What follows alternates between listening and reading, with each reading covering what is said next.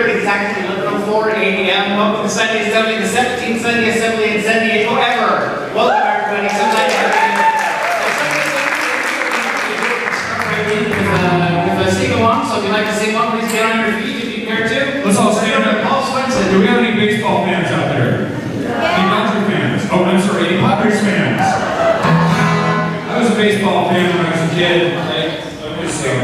I was always the last one picked, and I always played left out. But I can sing songs about baseball and not feel resentful about it. So I need a little help from the percussion section over here. All right, everybody.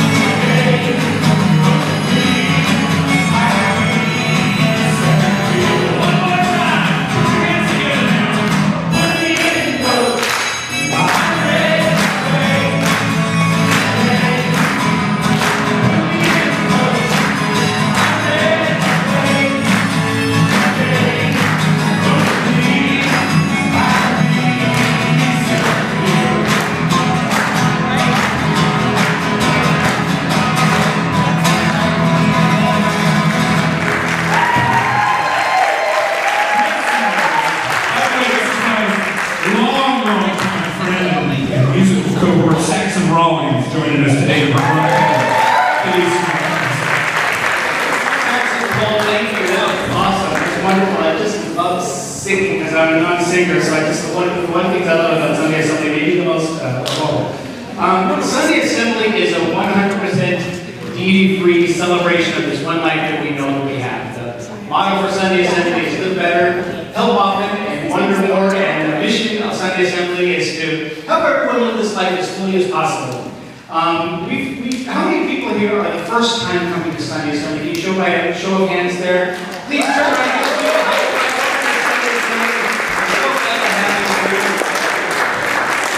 Before we get too far started into the program, I want to let you know we do have a kids zone. We watch children from 1.5 up. Normally we have a scripted program.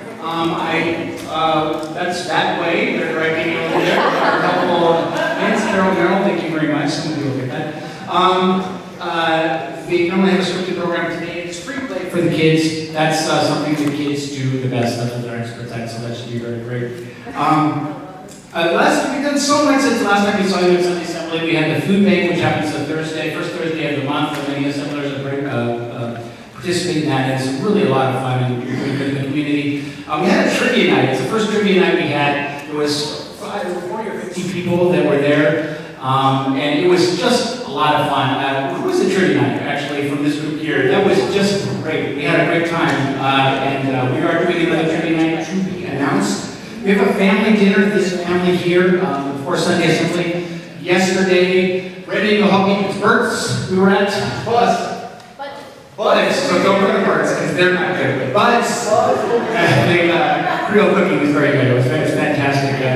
Please join us for the We Don't Talk Shop. We'll just get together and have a good time. We have swoops, which are small groups. One of the swoops we have regularly on Sunday. Today that'll be at 2 p.m. Normally it's at 11 a.m. That's a cross-stitch swoop, 2:30. But if you get there early, it's at Panera down in Liberty Station, and you can have coffee and muffins and whatever everybody is. So 2:30 will be better time.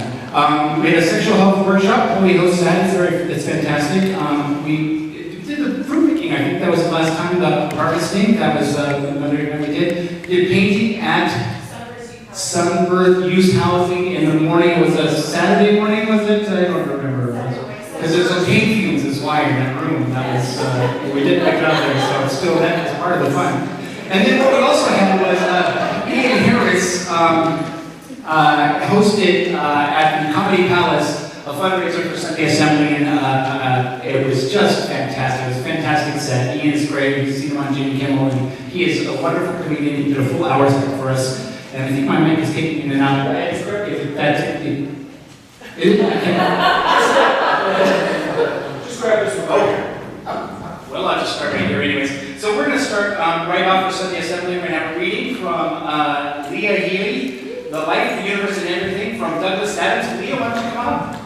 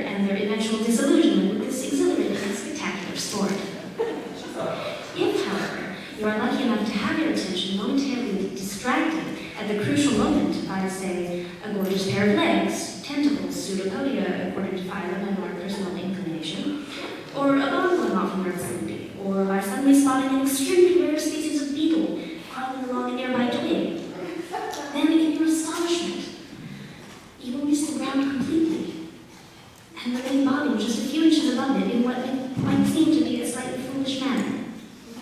This is a moment for superb and delicate concentration. Bob and float, float and bob. Ignore all considerations of your own weight and simply let yourself waft higher.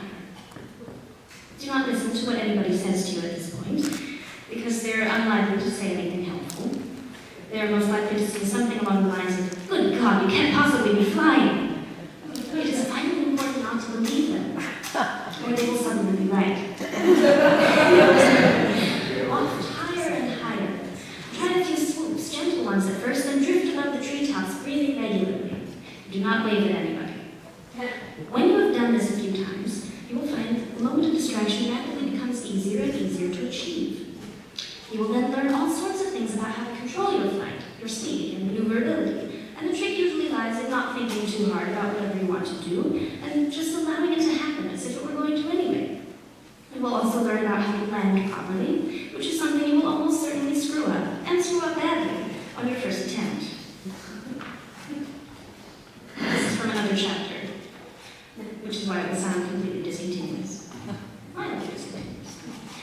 As Arthur ran, dashing and panting down the side of the mountain, he suddenly felt the whole bulk of the mountain move very, very slightly beneath him.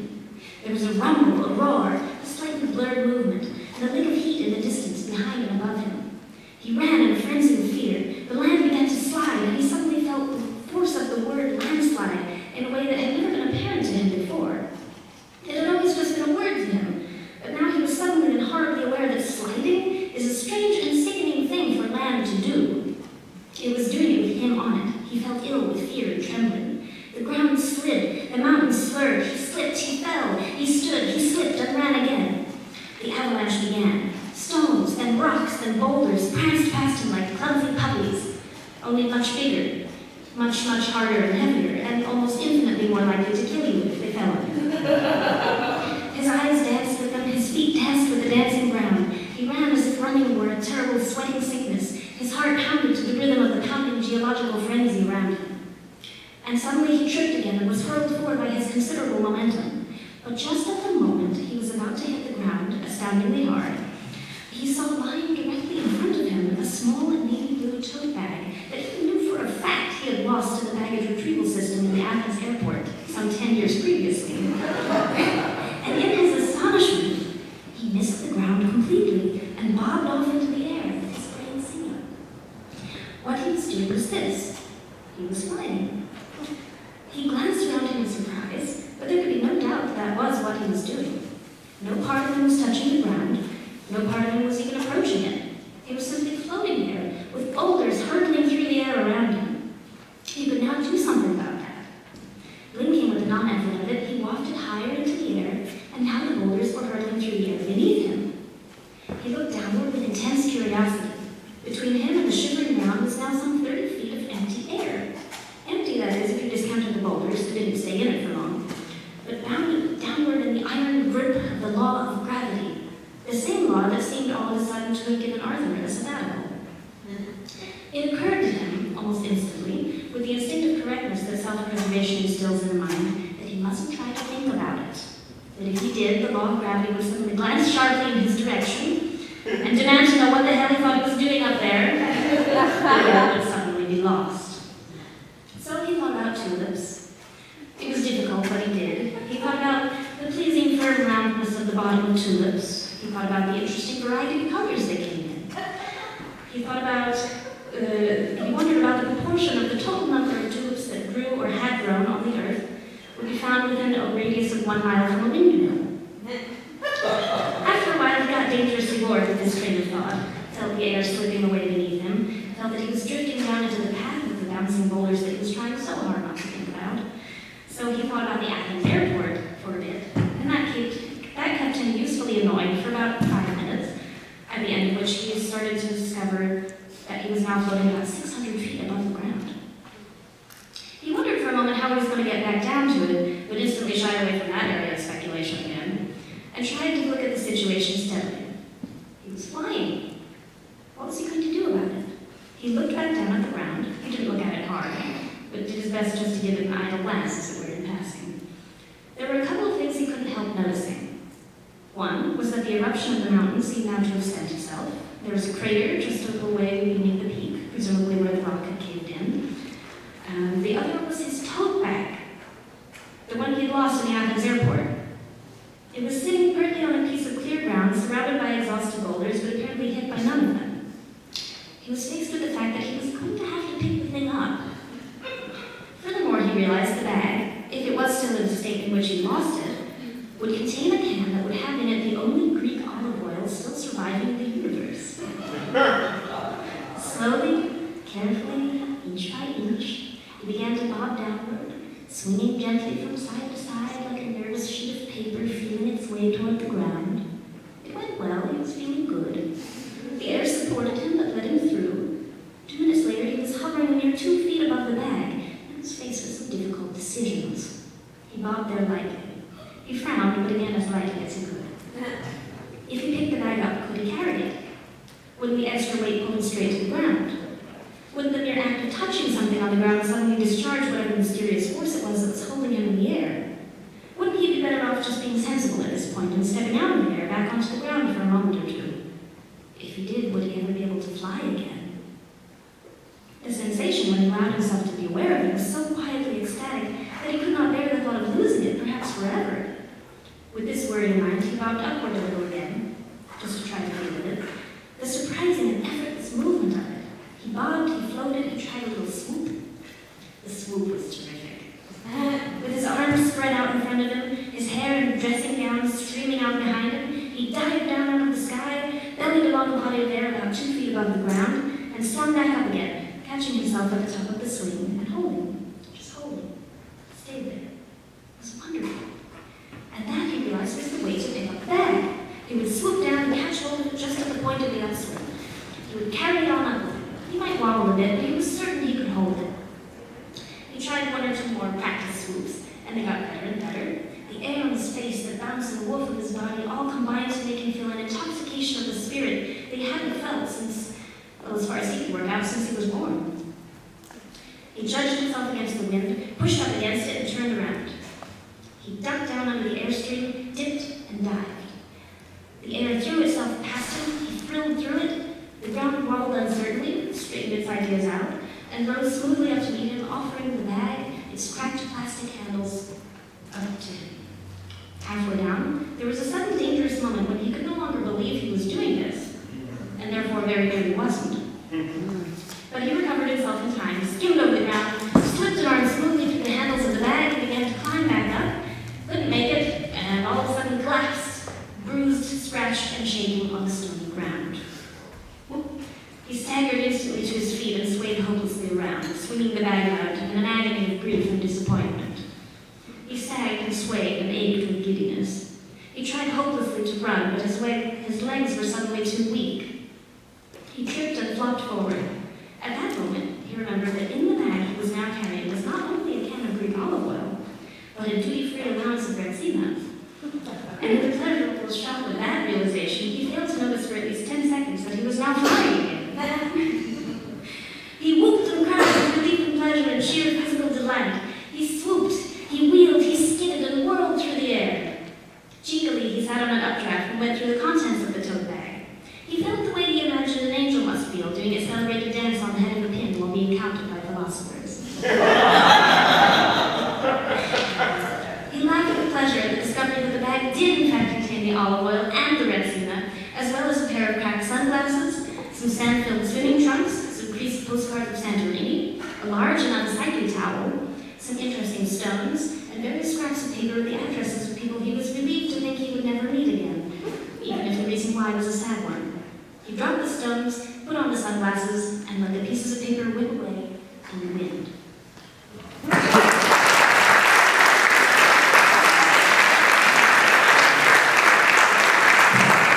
Thank you. That was great.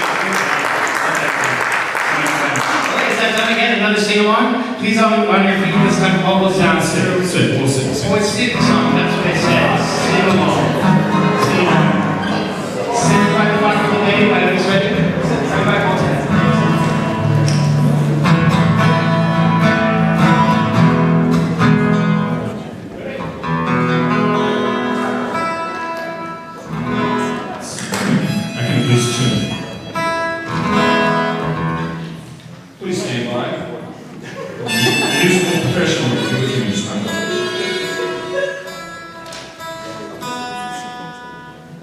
I'm not praying, I'm looking at my tuner. It's built in.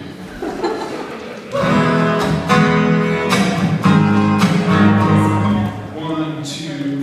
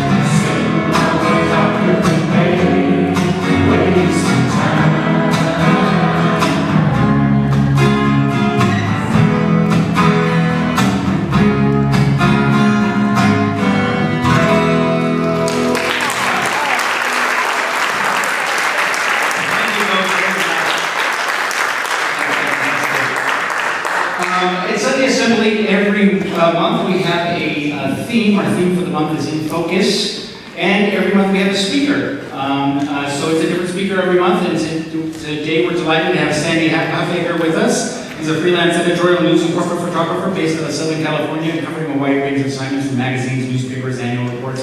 You can read the rest. We met Sandy on a photo shoot for the New York Times, and we're delighted to have him here. Sandy?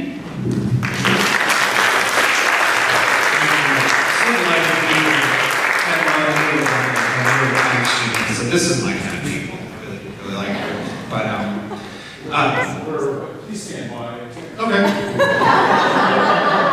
If any of you are aware of the story we're doing, is she was on a plane heading to I believe an atheist convention in DC, and sat next to a Hasidic Jewish gentleman, and he didn't want to sit next to.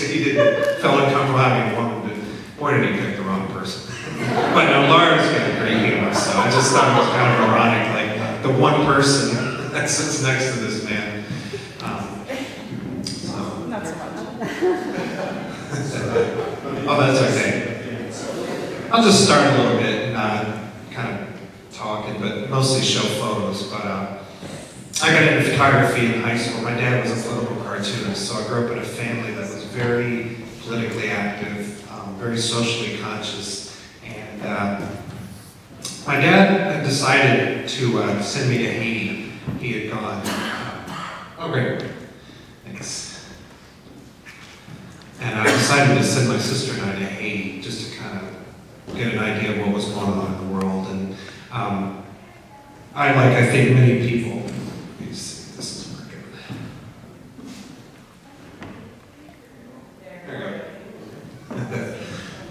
Oh, so I have to, okay.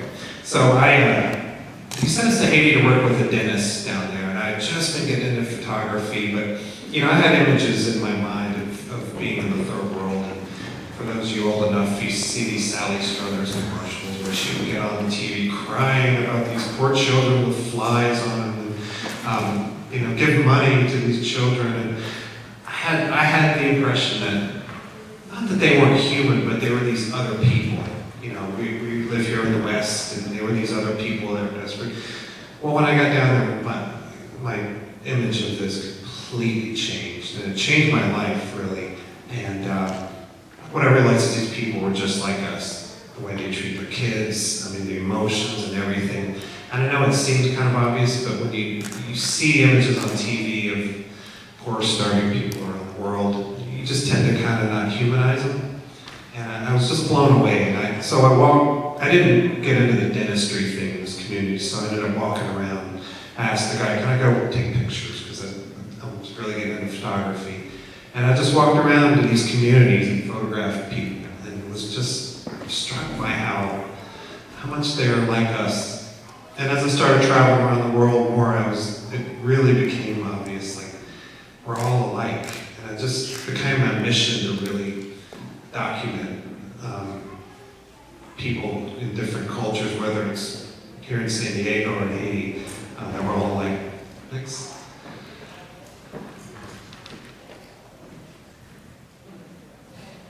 Please stand up. So I the next photo is, actually these haven't even been released. I'm kind of showing these before time, but I wanted to give you one example. It's a story for the Atlantic magazine I just did last week. And it's on the Monarch School. It's here in San Diego. It's a homeless school where the children are homeless. And so I photographed at the school one day, and then I followed one of the students home. Her name is Andrea. And she's lived most of her life in shelters, homeless. And her mom just got a job, and she was able to move into an apartment down in Spring Valley. So I followed her home, and next thing, it's just kind of a ransacked place, but something so beautiful she said to me is, this is paradise to me. She's like, I have the outdoors, I have my own apartment. She sleeps on her couch.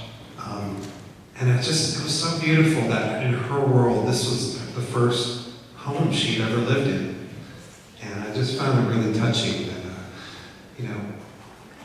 everyone's perspective of home is different, I think. And to her, it was a dream. So next thing. So most of the work I do is for agencies like Getty Images and the Associated Press. And this was a homecoming. Just thought it was really beautiful. It's always touching to see people come home. Thanks. And naturally, being in San Diego, I do a lot of work on the border. But I always try to, once again, kind of humanize the people on the border. We think you just hear statistics. How many people are jumping over and this and that. But there's a whole life, a whole biosphere kind of going on the border, and I was down there. But I tried to show both sides, and these were the Minutemen. So, next. And these are the Dreamers. I'm trying to get in here. Okay, next. They have a border mass every Sunday down on the border, which I think is kind of neat. They do it on both sides, and they have a lot of real neat collaborative things going on both sides. And this guy was in tears. He had tried to get over several times. I think he had a few times been deported. And I just really want to kind of show that there are real stories down here. And I don't know if many of you know, but they have these kind of picnics down there where families get together on both sides of the border. And there's a lot of amazing stories. There's a lot of amazing stories where families that have been deported go visit their relatives on the other side. And this was one where this lady in front of the wheelchair was from Honduras, and that was her granddaughter. And they were kind of able to see each other through this fence. And there's, it kind of makes it real, like that this border wall is really dividing people, separating a lot of families. And there's a lot of real pain going on. Next. It's more of the dreamers.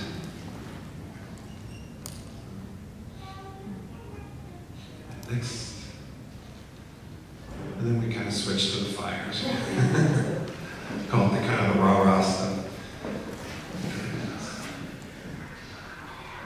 I also love to just sometimes go out and just do street photography and just kind of get away from, story ideas, but just find interesting little unique stories. This was actually at Christmas. This guy had bought a TV, was heading back into Mexico. This TV. I had a professor once say that the photos that I put on my wall, I don't want it to be a pretty picture or landscape. I want them to kind of disturb me. So every time you walk in, it's like a new thing. And I don't know, that was kind of a disturbing look.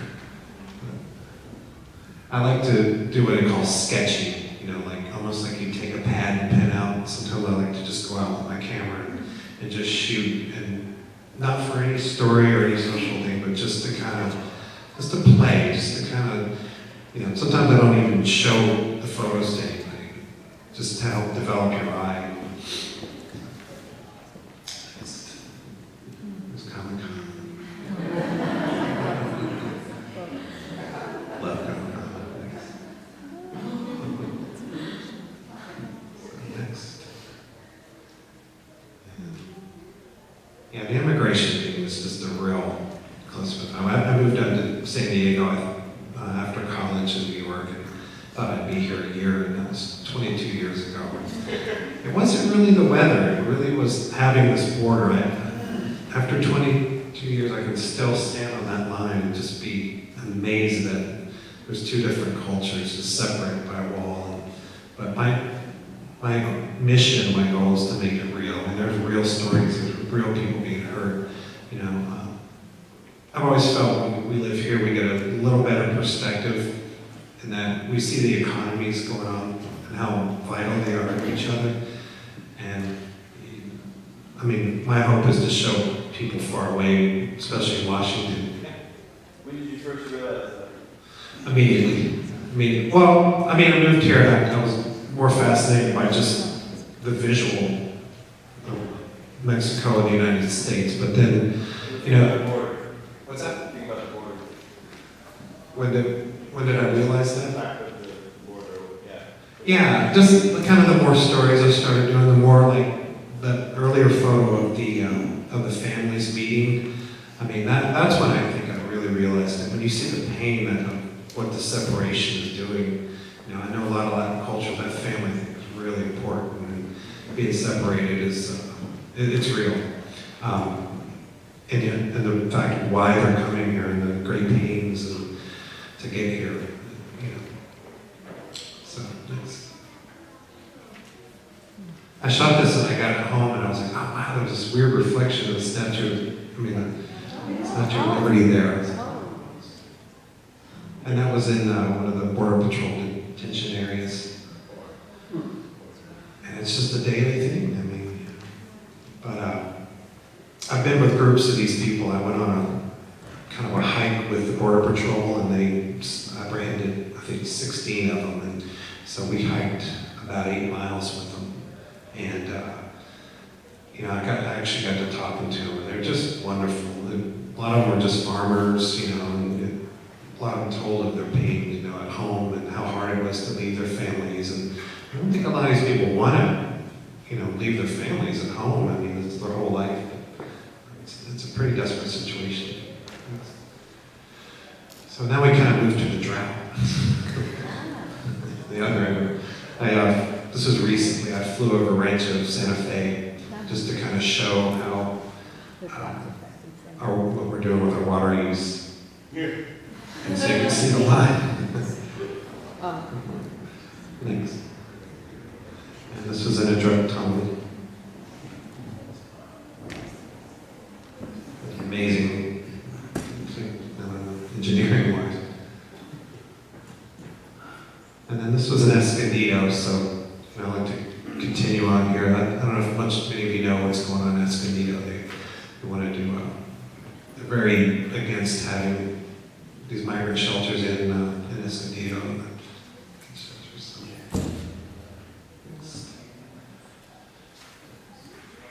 And this is a migrant getting off work. That was actually in Fairbanks Ranch, Rancho Santa Fe. I do this Chargers adoption calendar every year. It's like one of the most rewarding things I do. It's children that, for the Adoption Society, that need to get adopted and repair them with the Charger. And they give the calendar out to everyone around town. And, one time, about 3 years after the first one I did, one of the players came up and said, he was at a party and one of the kids came up, he didn't recognize him. He said, I just want to tell you, I was on the calendar with you 3 years ago.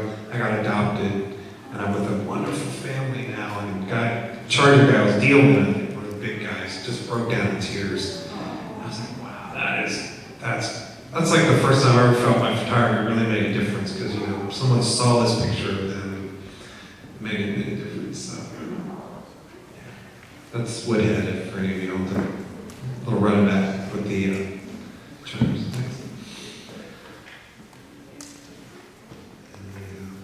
The homecomings and the deployments were really tough to see. I always think, like, what is it going to be like on these families?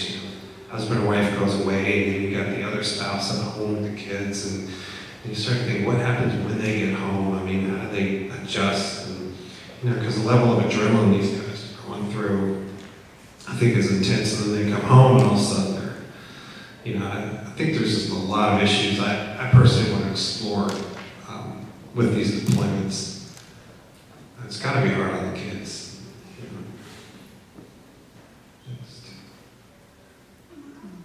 And then they're beautiful too. It's nice seeing reunions. But I put this in there because I think I like this girl on the left. She just doesn't look happy. Next.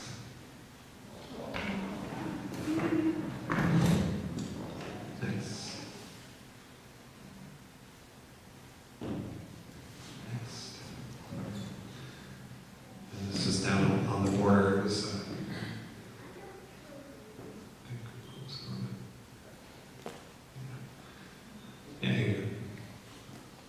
and then there's like quirky little stories. I don't know if you know, but back near Hucumba, which is about an hour from here, there's one of the largest nudist colonies in the country. I was doing a travel story for the Sacramento Bee, but it was like a travel story, and they didn't tell me it was a nudist colony. I was surprised. I had to completely change gears, but they walked me in, and they actually have a new water volleyball league. Yes. Did you have to Photoshop that water in there? No. That's why I put this in there. I got the perfect splash. Thank you for noticing. So, I love California. But thanks. Yeah, just a side note, the nicest celebrity I've ever met. He's a really amazing guy. There was one time I was photographing him in a car. We're driving down the road. I'm in the back car, and he's in the front car, and he's got all these cameras all over this car. And we all stopped so the camera guys could make an adjustment. And this kind of homeboy is walking by, and he walks up to the window and looks at Jay, and he just sat there and chatted with him for about 15 minutes. He's just a really good guy. Like, he doesn't take a celebrity that serious. And, he's really cool guy. Next. This was May Day, just like 2 weeks ago in LA. Okay, next. This is a story I did on Ned. If any of you know him, he won the Boston Marathon a few years ago. And, he lives here in San Diego and trains. And he's a huge inspiration to me because he's such a modest guy. He trains and works really hard. And he's very available. And I'll just never forget that image of him with the American flag, crossing the finish line. And he's from a rich area, I believe originally, but he just loves what this country's done for him. He's really patriotic and just kind of a humble guy. So I followed him to school with his kids. Next. Good family. Next. And his kids are amazing runners too. We ran to school. I didn't know. You didn't walk to school. We ran to school. I should have known. I didn't wear my running shoes. Next. So, be nice to just have a Wheaties box.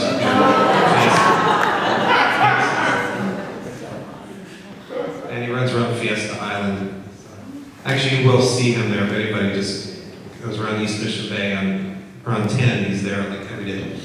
Right? He has pains like all this.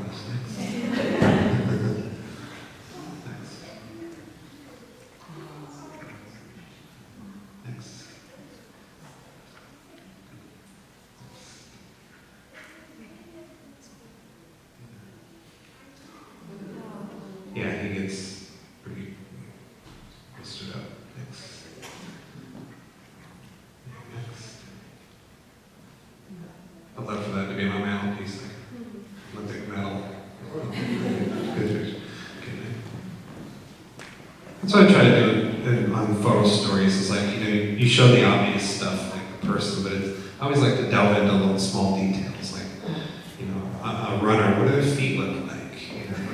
What kind of pictures do they have around their house? It always just tells a little bit more of a story than Next.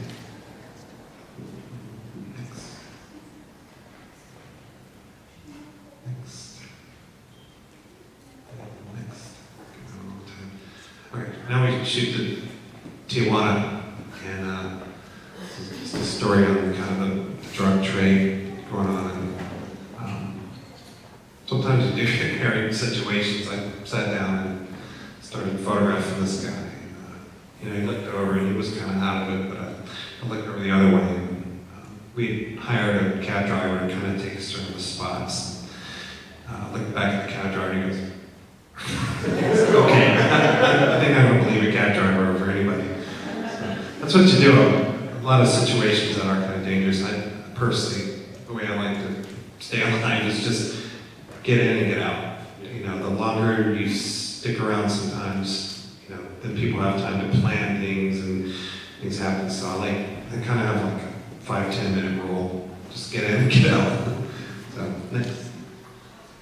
And this was a migrant camp. This is probably about 7 or 8 years ago, and it probably isn't around. It's all condos now, but back in Carmel Valley. And we followed a gentleman down. He was living here. They were working in the fields.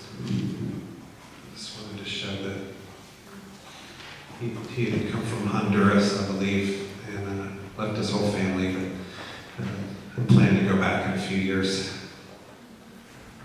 I think that's hard is they don't have kitchens and stuff, and basically their food, I remember, was a little 7-Eleven down the road. And I think it probably cost a lot just to live, Thanks. Kind of interested in gun rights issues. It's one of those things we have just made no progress on in this country. And it's something simmering in me. I want to kind of explore a little bit more, our love affair with guns and why.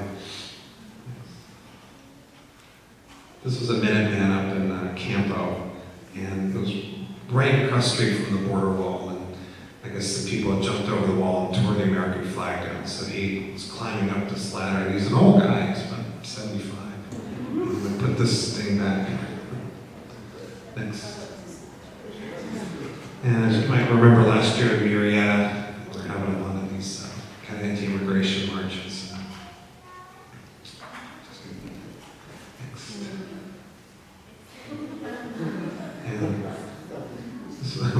to give a speech on immigration. I just love this kid.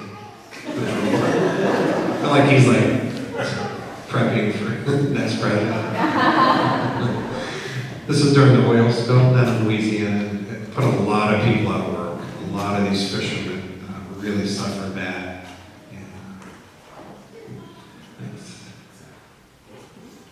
This is another anti-immigration march in Oracle, Arizona. You know what's funny is I drove overnight and I got to Oracle where they had this huge anti-immigration march. And I was the first one there because I drove it overnight. I get out, there was this old man, just as nice as can be. You know, he's like, "How was your trip? You know, can I offer you coffee, this and that?" Oh, no. And then it turned out 10 minutes later, he was the organizer of this march, and some of his other friends were coming, and he just started with all this vitriol and hate. And I was like, you know, these guys, they're actually like, can be really nice people. It's just like, I don't know, it's like two sides to this. You know, once they get around their friend, they start all this anti-this, anti-that. It's really disturbing, you know? Yeah. To say the least. Then a group of immigrant rights people came, and it was a little bit of a tussle. Next. Yeah.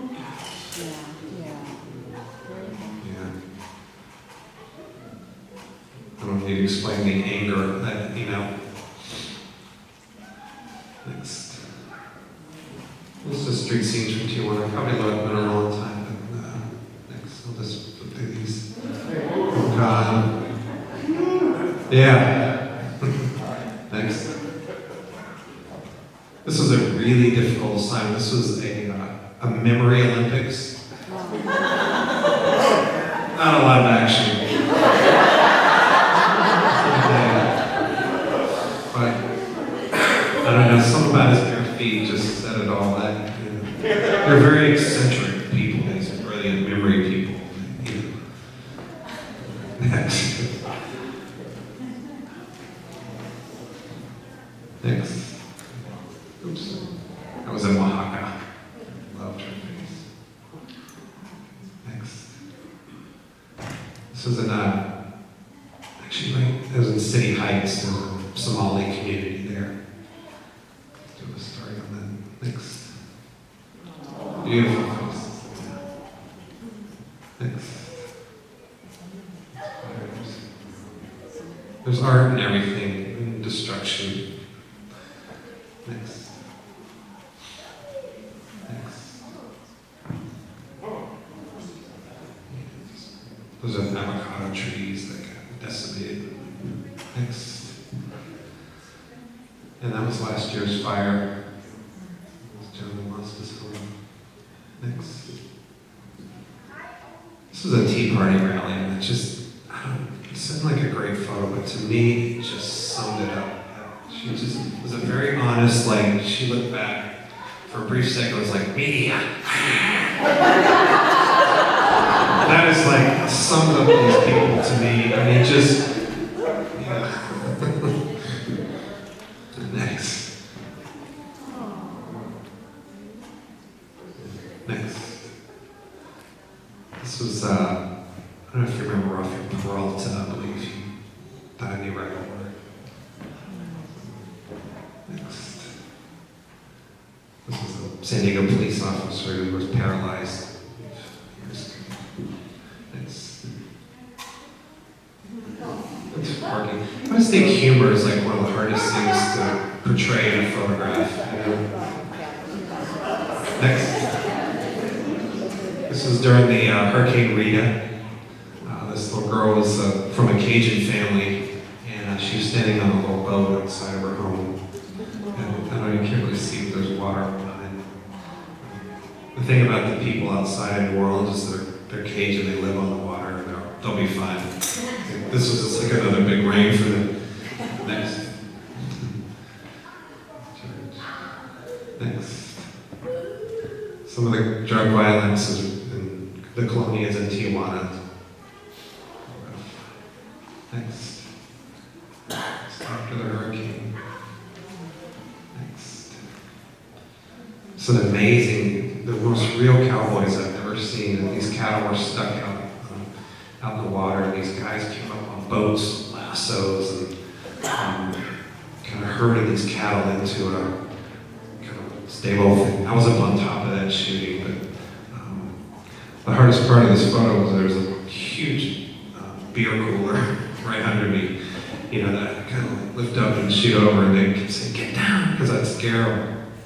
So they rounded these things up, and they get back in the truck and opened the cooler, and just, I shook their hand, and it was just like an old shoe, like, this was amazing. Thanks. And this is a story on PTSD. This Marine had this dog kind of for therapy to help his PTSD with. Thanks. Musician in Tijuana. Thanks. Probably getting over my 15-minute limit. Okay. Yeah. Next. Most of these. Next. More than God, next. I think that's it. Hey, that's it. Thank you so much.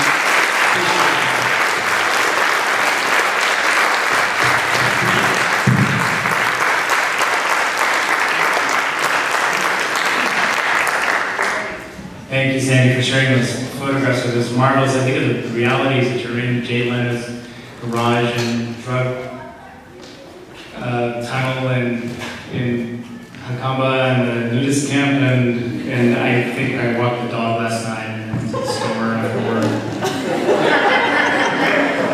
It's a totally different reality. We usually do at this point a segment that we call Doing Your Best. So we have one of the assemblers, every assembly head, come up and telling us the story about their life. So I share, we all have stories that are touching, and we'd like one of you to share a story this time. It's going to be, so please let us know. We'd like to hear from you. But last time, Stephanie Hamovich wrecked us correctly, so we're going to take a break on it this time. So we're going to go with one of the Sunday Assembly models, which is Live Better. And Stephanie is going to give us some tools for doing that. Stephanie?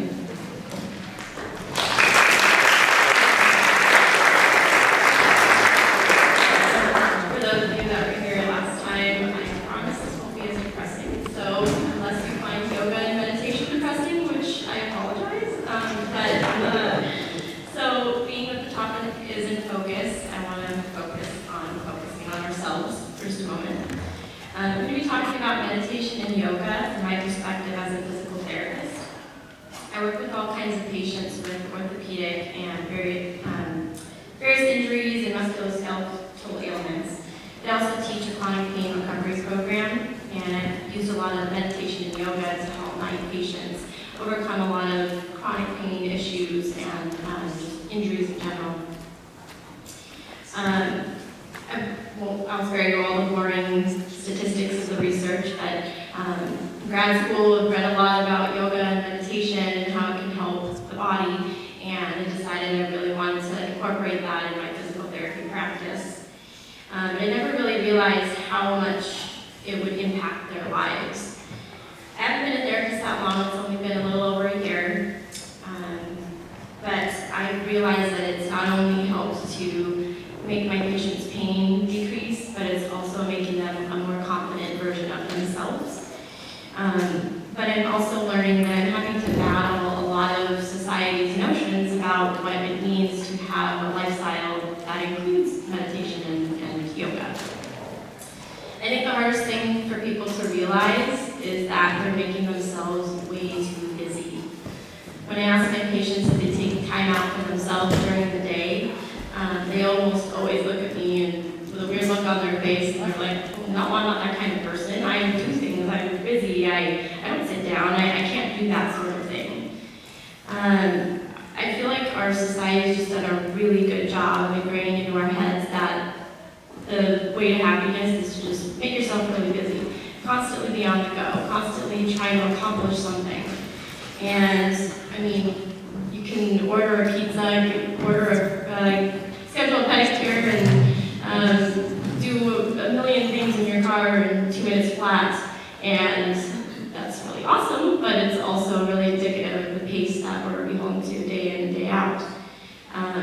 I strive to change that for my patients and for myself. I do have my patients try to take 10 to 15 minutes out of their day each day to either just sit in stillness for just a little bit, or to try and adopt yoga and meditation into their day. Another aspect that I feel like I have to battle with my patients is I feel like our society has just a horrible self-image of ourselves. The majority of my patients feel like there's no way they can do yoga or meditation.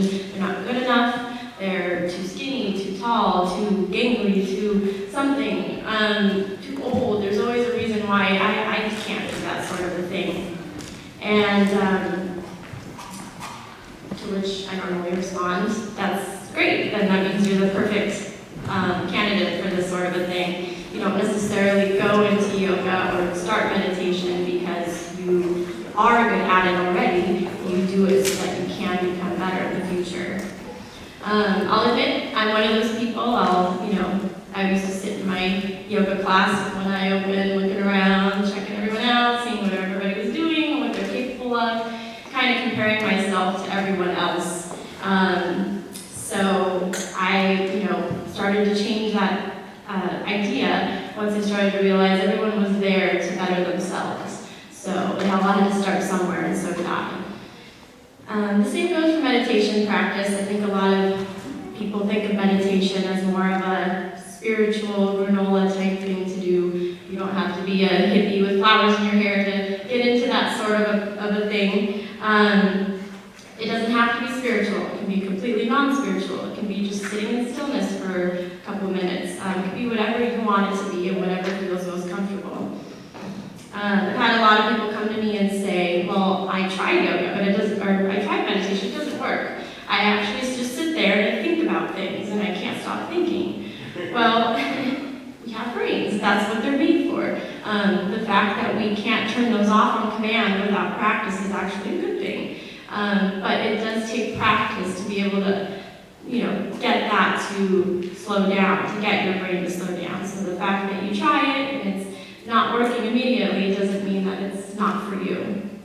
Part of the beauty of meditation is that it actually forces you to sit and be with your thoughts. You're actually thinking about, how do I feel physically and emotionally right now? How am I holding my tension in my shoulders? How am I, how's my back feeling? How am, I feeling mentally today? And just being with those, and that's therapeutic in its own right.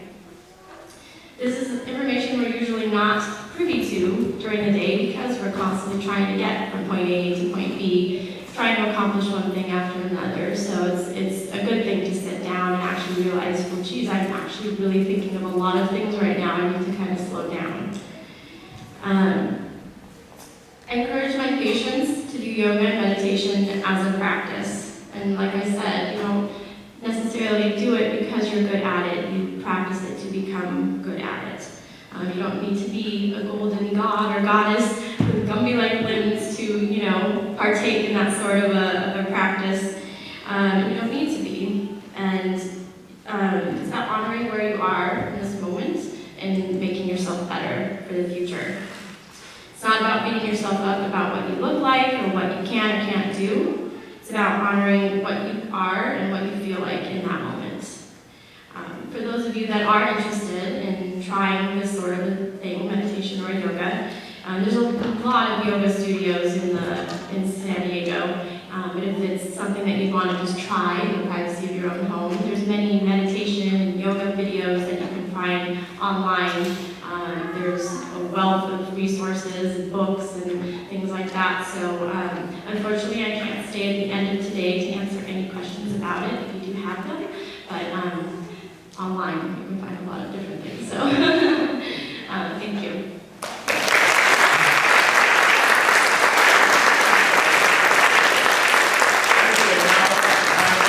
We're going to take 1 minute of silent reflection.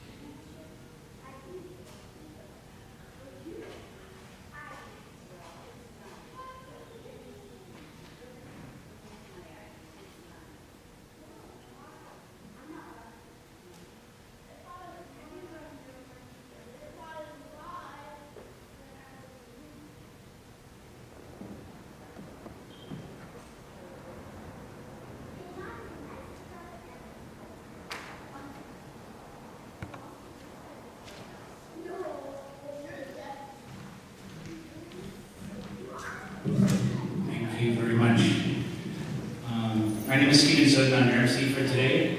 I do have a meditation practice, and I do meditate. One thing that I find useful, and I do it when I'm here at Sunday Assembly, is just take a moment and listen to everything that I can hear, not just the sounds that are apparent, but what's in the background.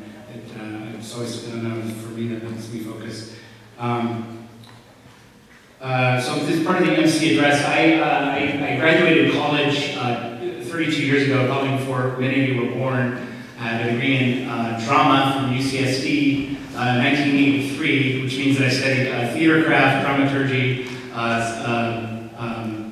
playwriting, and mostly what it means is the theater history, and I studied acting. Mostly what I studied was acting. That's pretty much it. And actors have this term, it's called in the moment, which sounds kind of cheesy because when actors are saying they're in the moment, they're there.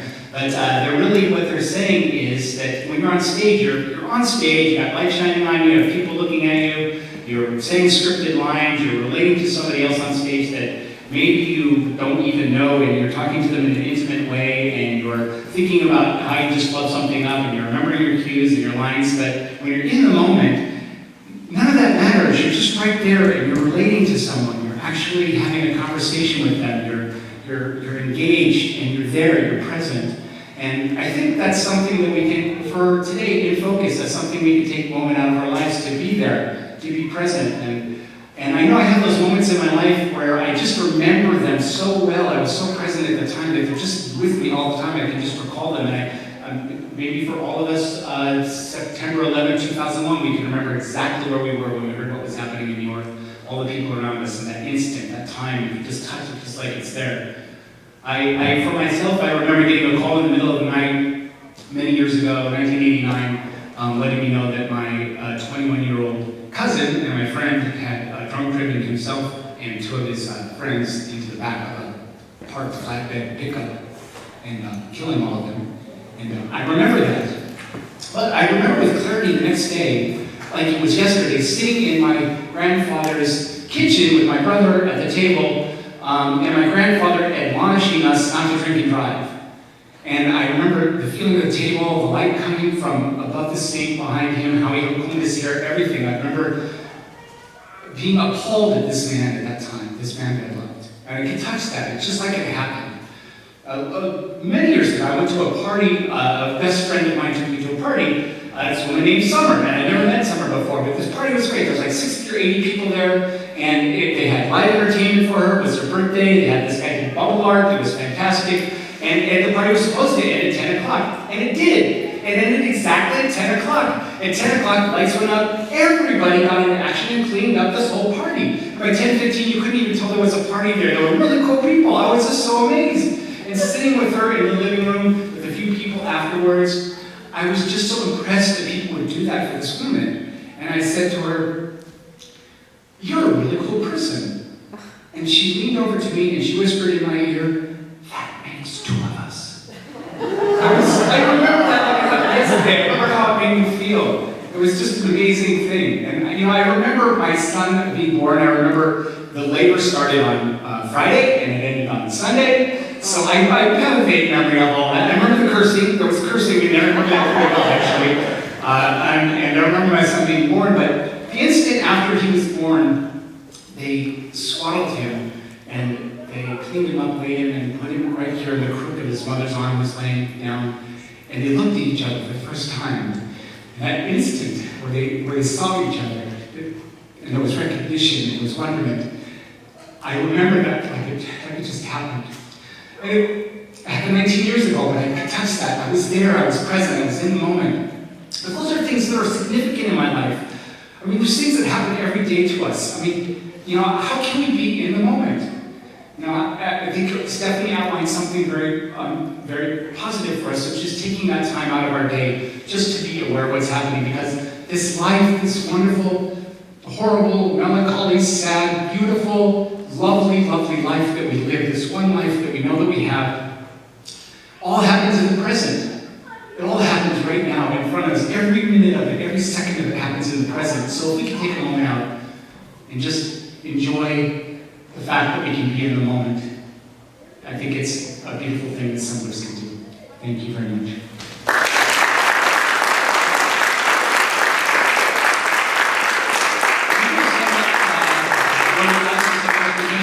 talk about their life in the last month or upcoming things, and it's called Life Happens. So please take a moment, fill out one of these 3x5 cards here, and let us know what's going on to you. For instance, what's going on with you.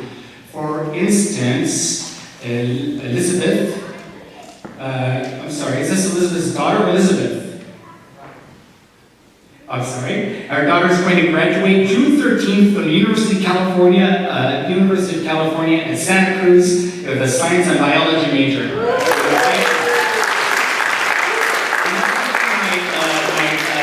My degree, Bobby, that's a major she'll probably work in. And my degree, liberal arts degree from UCSD means that I'm celebrating my 32nd year at a large wholesale club in San Diego. So that's actually true.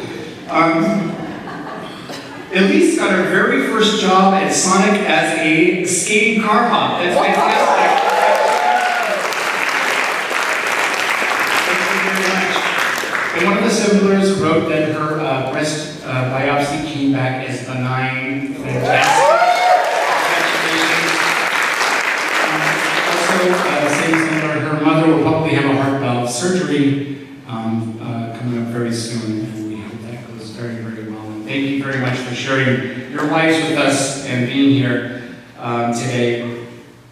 Some announcements. We have so many things that we're doing in Sunday Assembly. I've never been busier in my life, and I've never been happier to be busier. Maybe when I was going to school, I don't know. I don't even know how to do that stuff. But right now, it's just so many fulfilling things that we're doing. I see you guys. Did I miss over the song? No, good. That's good. I was like, oh, I just skipped over something again. Okay. Well, speaking of music then, Leah, would you mind to fill us in on the music group? So Sunday Assembly does a lot of the outreach and service projects, and one that we're starting up right now is called Singing for Seniors, and we're going to be singing every other month at different nursing homes and memory care centers around San Diego, and it's going to be super fun. We're just going to get together and practice a few days, maybe one day a week, and put on these little shows. It'll be 30s, 40s, 50s, 60s music, and it's going to be awesome. If you are interested, please come talk to me later and look for it on Meetup. Thank you very much. So we have a bunch of upcoming things. As I mentioned before, every Sunday there's a cross-stitch craft snoop. So people that don't necessarily cross-stitch, I go and I sit and read and chat, basically. And other people cross-stitch, some knit, some build models. And it's been really fun. It's a really good group, and it's getting larger and larger. We'd love to see you there. It's at the Liberty Station at the Panera. The first Thursday of every month, we work at the food bank, packing groceries or whatever they ask us to do. And it's really rewarding, and it's just a great group of people and fun. Friday Night Liberty, tell me again, Chloe? Oh, that's Sandra. I'm sorry. Sandra. It's not here at the moment. I'm sorry about that. Friday Night Liberty. So there's a lot of our artists and dancing and other kind of studios at Liberty Station. And the first Friday of every month, they open them up to the public, and they often have little shows from their own programs, or they open the galleries and they have exhibitions and things like that. And it's all free, and there's all different kinds of activities going on. So yeah, we get together and we explore. We decide which activities we want to see or students we want to visit, and then after that, sometimes we go to dinner or we have a cup of tea or something. That's great community. And that's on Meetup, Sandra? Yes. And so Meetup, most of these things you'll find on Meetup or our Facebook page. On the 20th of June, we're doing a Habitat for Humanity Restore Day. That's at 9 a.m. You can find that again on Meetup. There's a San Diego Secular Fair that Sunday will have a booth at for Secular Fair, as I understand. That'll be at 5 p.m. Our next Sunday Assembly is at 11 a.m. right here at the Urban Movement Center here at 30 Maple. Sunday Assembly participated last year in Pride. We're doing that again in July, so Erin Beaglebach is in charge of that. And if you have any questions, we'll be posting more about that later. It's really great walking down one of the streets that we normally drive on, and such a fantastic group of people, and just wonderful fun. Sunday Assembly International Conference is happening this time next week. It's in Atlanta, and there's, I think 6 of the organizers are going. I would like to note that, that everybody's self-funding. There's no part of your donations or purchases of anything that go towards that. But I'm really excited about that. Sunday Assembly started, I think in 2011, anybody can correct me if they want. 2013, which is 2 years later than 2011. That's what I was going to say that. By Sanderson Jones and Pippa Evans, and they were driving along and between gigs, they're comedians, and they were trying to figure out, well, why don't we have churches? Why don't people that are non-religious, secular people have churches? And so here we are. They are wondering whether they, if they brought a Sunday Assembly roadshow, a musical roadshow here to San Diego, if as a paid event, if the assemblers would be attending that event. So we're going to be seeing Sanderson next weekend. So we would like to see by a show of hands if people would be interested in attending such an event. I would say that's a yes. And they're great. And you can see their assembly online. What they do, they're in Conway Hall, and there's 400 or 500 people there. And it's not as nice as this one, but it's okay. It's pretty good. And then also, I think that's got most of the stuff right there. Thank you very much. We'll go right over to Paul Swenson for... Sorry. Oh, let's do one more. This just in. Sorry guys, for the conference, we wanted we have to have a display. Each assembly has to have a display of things that they're proud of or things that they want to share with the other assemblies. And we wanted to take messages from you guys to that display. So we'll have this in the back, so please, if you have a message, so just sign your name, and also little small flags where you can write a more detailed note for the assembly. That's awesome. Thank you. Now back to our regular schedule. Paul. Some things in life are bad. They can make you very mad. Others just seem to make you swear and curse and make it stand. When you're cheering on life's bristle, don't grumble, give a whistle. This'll help things turn out for the best. And always look on the right side of life. Always look on the light side of life. Let's sing that again. Always look on the right side of life. Always look on the right